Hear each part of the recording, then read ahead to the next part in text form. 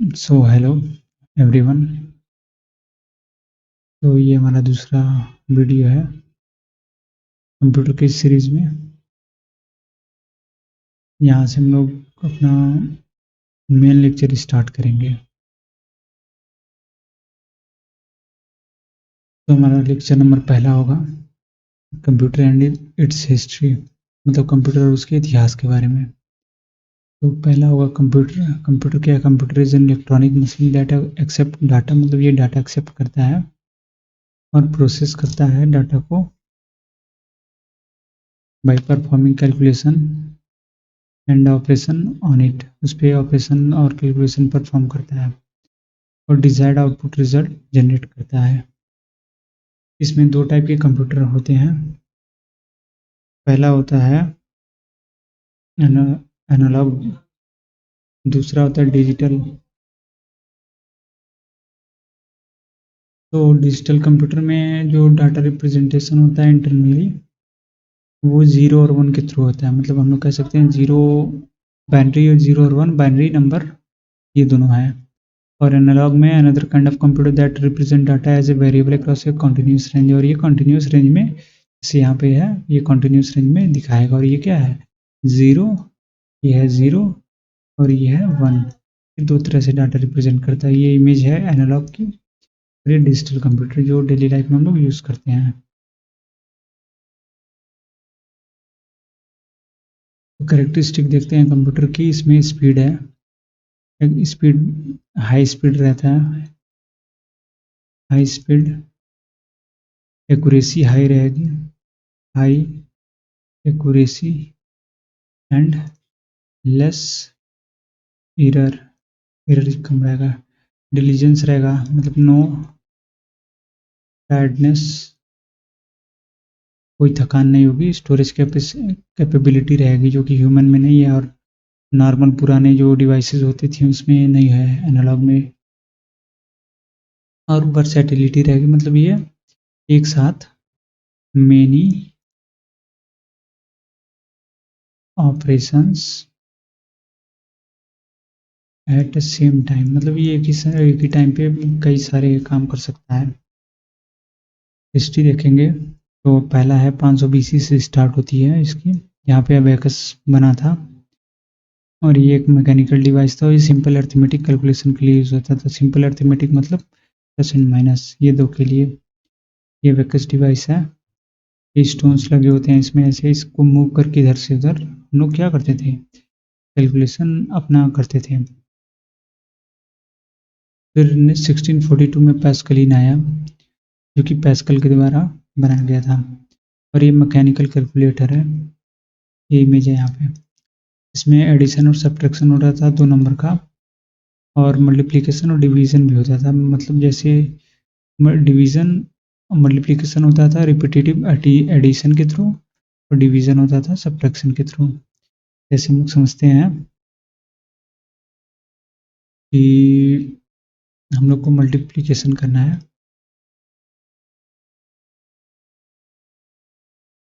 और ये डिवीजन, ये दो चीज़ परफॉर्म करना है। मतलब हमको जैसे 2 को 4 से मल्टीप्लाई करना है 8, और 8 को 2 से डिवाइड करना है तो मतलब आएगा 4। ये तो हम लोग का नॉर्मल हो गया। अब इसमें रिपीटेटिव मेथड देखेंगे तो इसमें क्या होगा? मतलब 2 को 4 बार प्लस करेगा। ये स्टेप 1 है। स्टेप नंबर 1 प्लस, ये एक बार प्लस किया, 2 में 2 एक बार प्लस किया तो आया 4। स्टेप नंबर 2, 4 में 2 प्लस किया 6। स्टेप नंबर 3,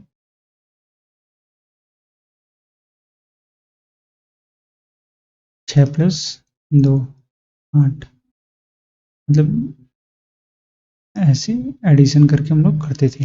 और सब्ट्रैक्शन में है तो 8 को 2 से डिवाइड करना है तो मतलब 8 में से 2 बार 2 माइनस करेंगे तो 8 में से एक बार माइनस करेंगे। रिपीटेटिव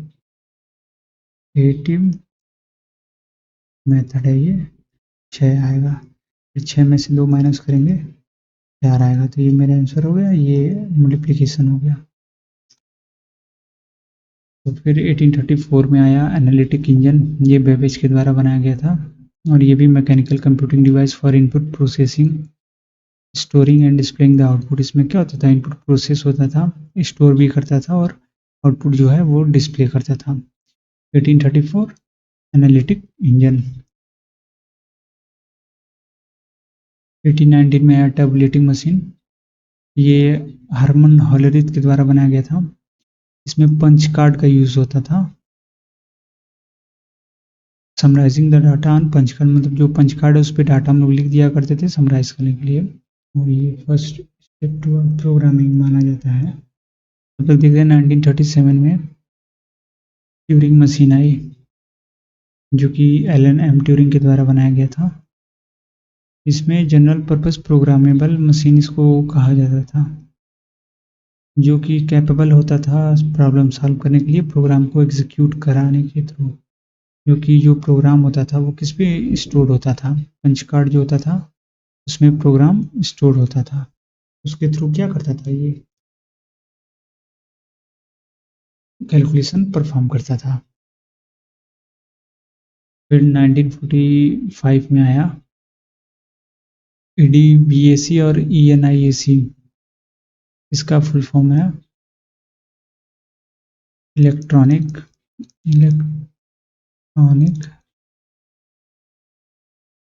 डिस्क्रीट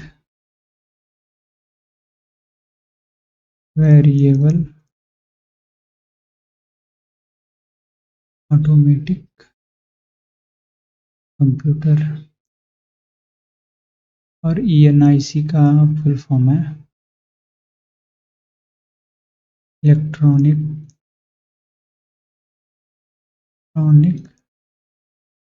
न्यूमेरिकल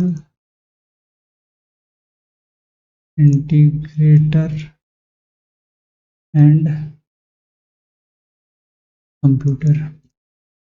ये जॉन न्यूमन के द्वारा बनाया गया था। ये क्या कैपेबल होता था, ये डाटा स्टोर करता था और प्रोग्राम को भी मेमोरी में, यहाँ पे मेमोरी का कॉन्सेप्ट यूज हुआ था। फिर 1947 में ट्रांजिस्टर आया, जिसमें हम लोग देखते हैं जो वैक्यूम ट्यूब्स थी उसको रिप्लेस कर दिया गया था ट्रांजिस्टर के साथ।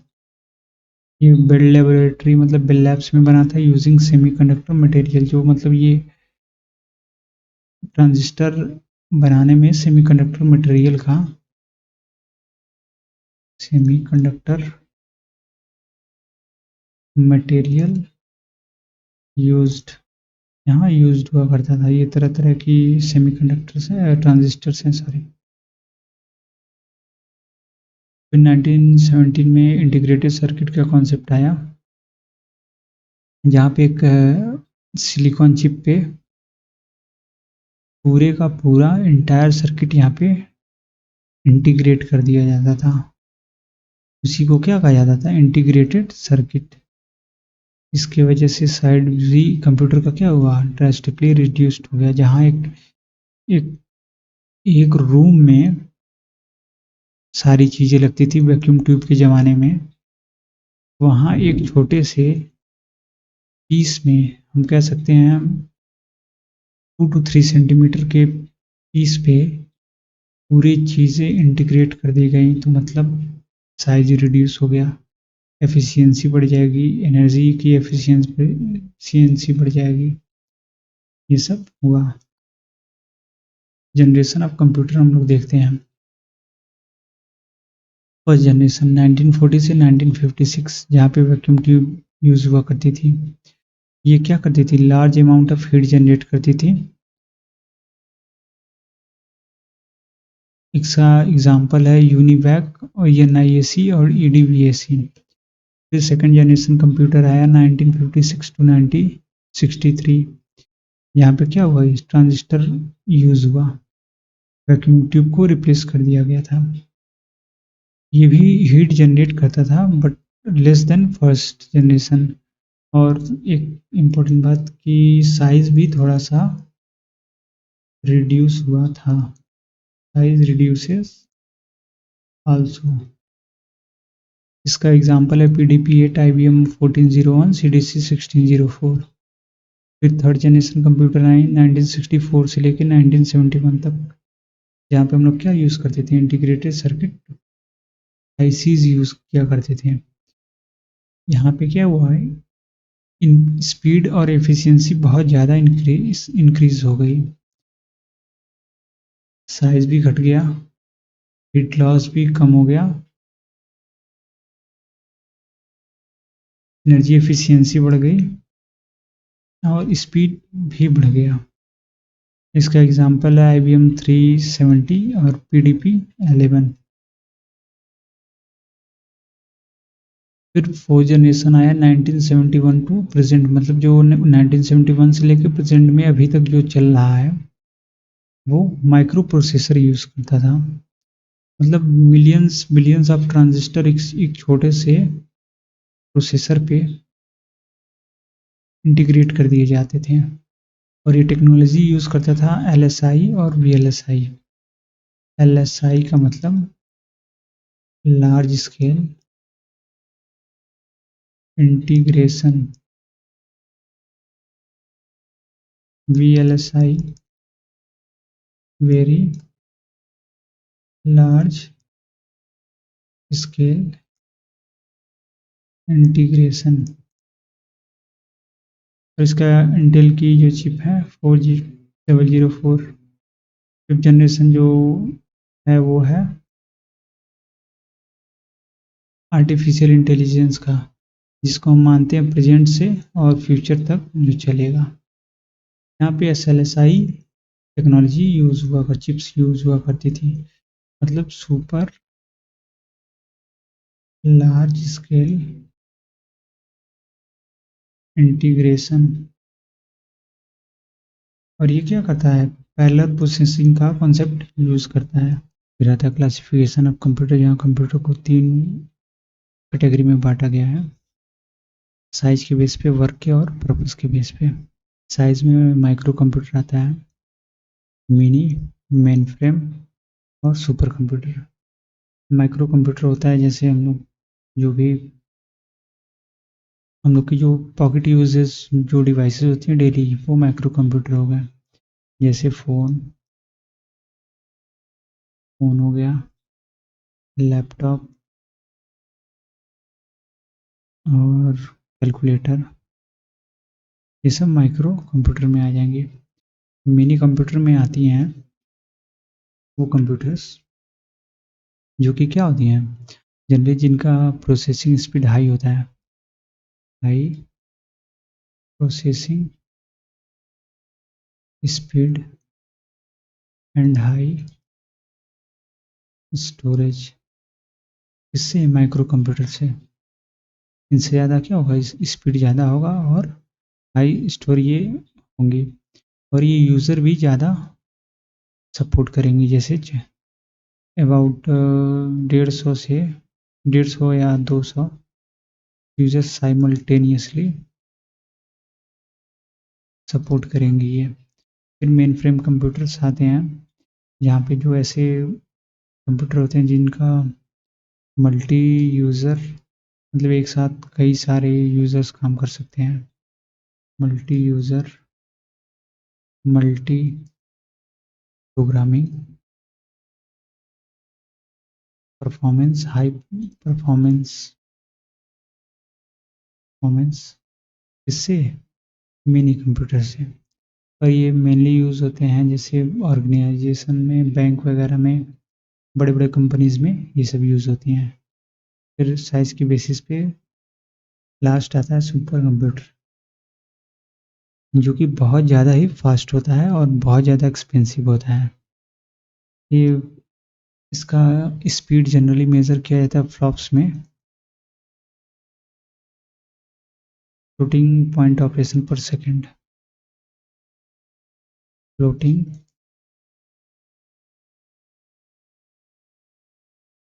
पॉइंट ऑपरेशन पर सेकेंड।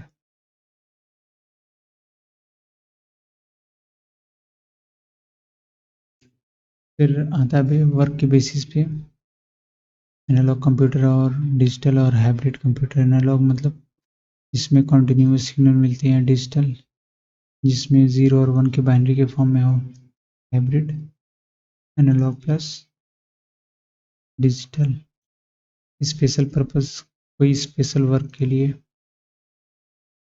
स्पेशल वर्क जैसे हमें म्यूज़िक से रिलेटेड, डॉक्यूमेंटेशन से रिलेटेड, इस सब से रिलेटेड। जनरल पर्पस मतलब जो जनरली काम होते हैं सारे काम इस कंप्यूटर से हो जाएंगे, जैसे बेसिक डॉक्यूमेंटेशन, म्यूज़िक, फिर ड्राइंग और भी जो सारे काम है सारे के सारे क्या हो जाएंगे, जनरल पर्पस कंप्यूटर से हो जाएंगे। फिर कंप्यूटर सिस्टम आती हैं, देखते हैं इसमें किस पार्ट से कंप्यूटर सिस्टम बनता है। Hardware, software, data, user. Hardware वो चीज़ होती हैं जो कंप्यूटर में फिजिकली लगाए जाती हैं, जैसे मॉनिटर हो गया, प्रिंटर, कीबोर्ड, माउस हो गया। ये सब क्या है, इसके हार्डवेयर हैं। इसके अंदर जो सीपीयू के अंदर जो कंपोनेंट होते हैं, जैसे मदरबोर्ड हो गया, डिस्क ड्राइव हो गया, ये सब क्या है, ये हार्डवेयर है। सॉफ्टवेयर वो चीज़ होते हैं, एक रिटन प्रोग्राम होगा जो एक स्पेसिफिक टास्क को कंप्लीट करेगा, या फिर हम लोग कह सकते हैं written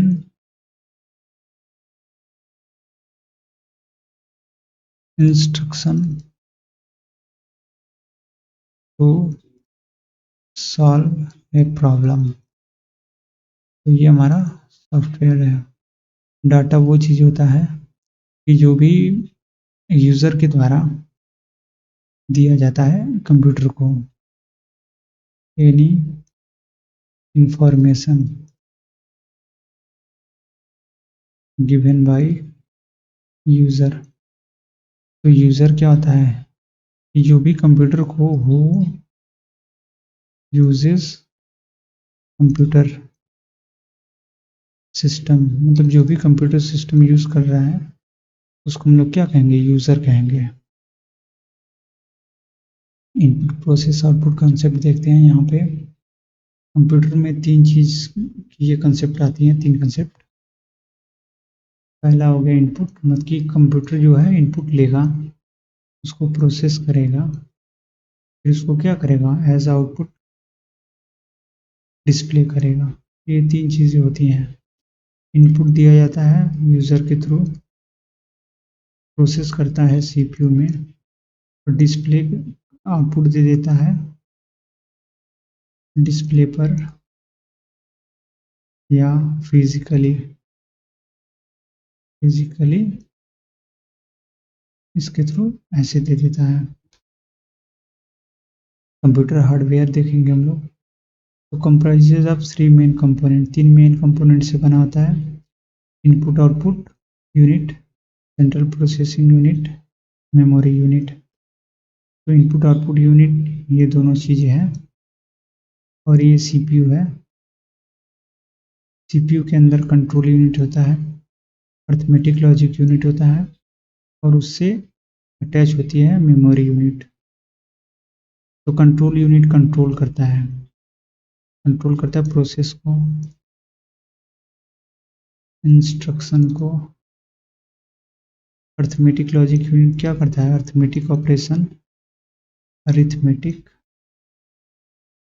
and logic operation perform करता है। इनपुट डिवाइस में आ जाती हैं कीबोर्ड,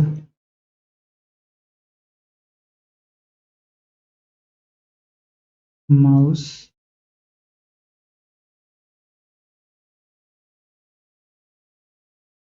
जॉयस्टिक, ओसीआर, जिसको कहते हैं optical character reader. Output devices में आ जाती हैं प्रिंटर, डिस्प्ले,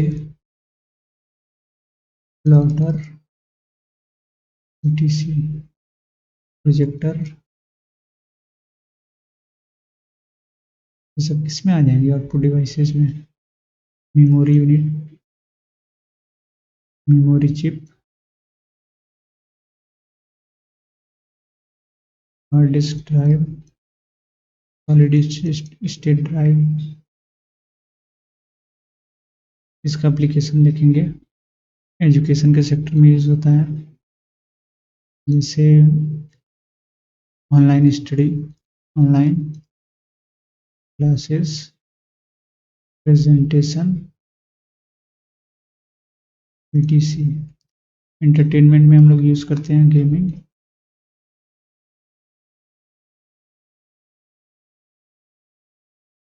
गेमिंग के लिए मूवीज़ के लिए।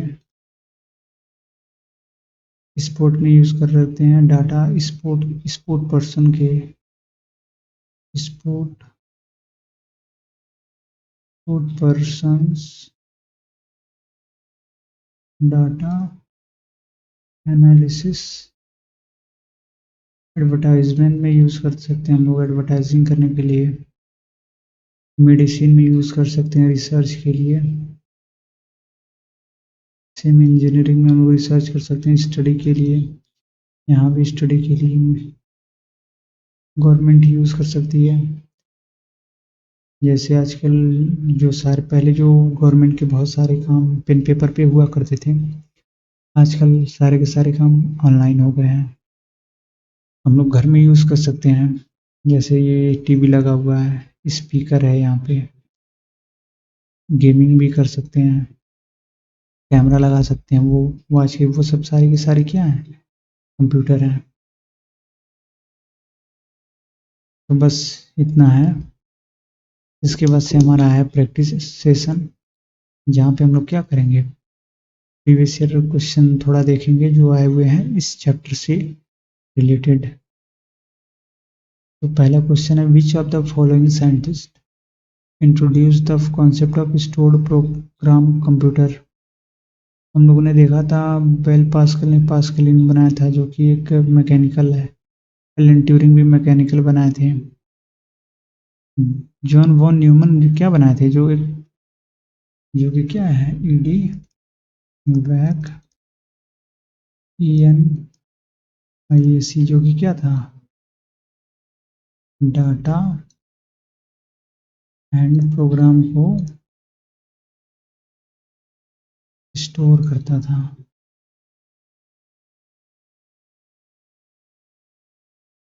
चार्ल्स बेबेज ये है फादर ऑफ कंप्यूटर।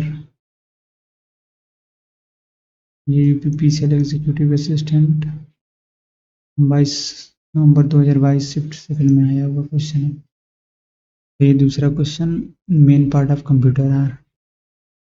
तो 6 मेन पार्ट्स होते हैं, 6 मेन पार्ट्स हैं, कौन कौन से हैं? पहला CPU, दूसरा इनपुट डिवाइस, तीसरा आउटपुट डिवाइस, चौथा मेमोरी यूनिट, पांचवा सेकेंडरी यूनिट, जिसको हम लोग सेकेंडरी स्टोरेज कहते हैं,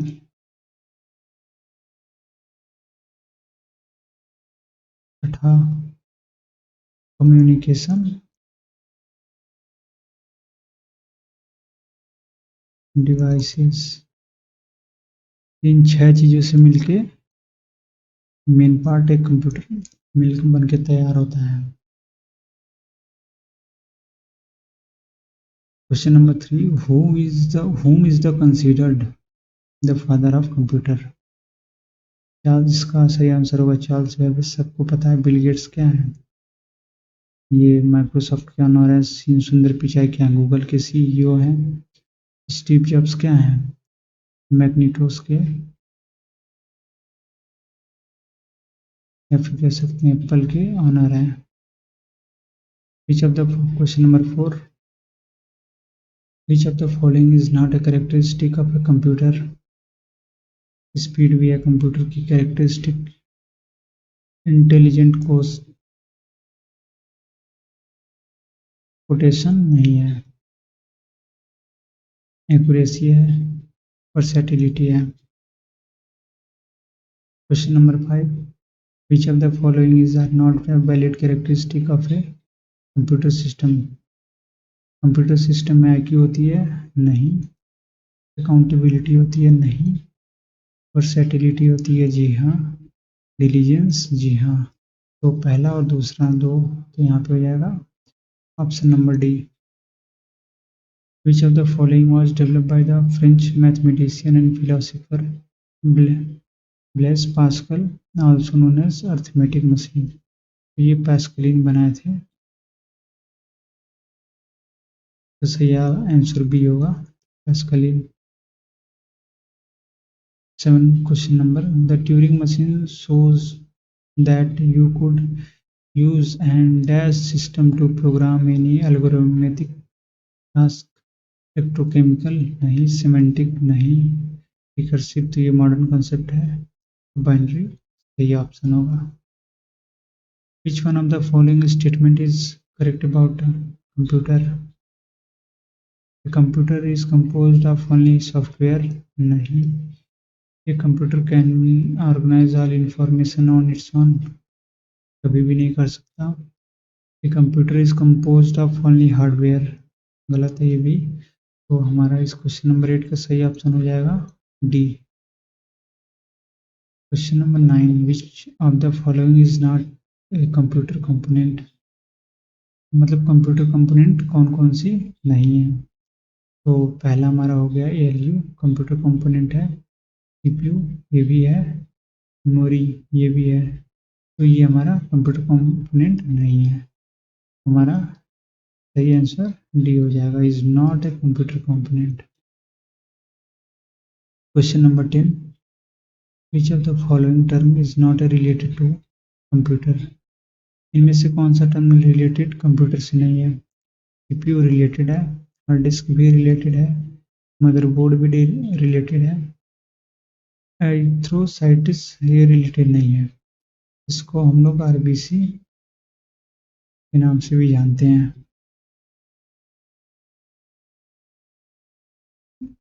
Question number 11, CPU is the main component of the computer. Which of the following is the full form of CPU?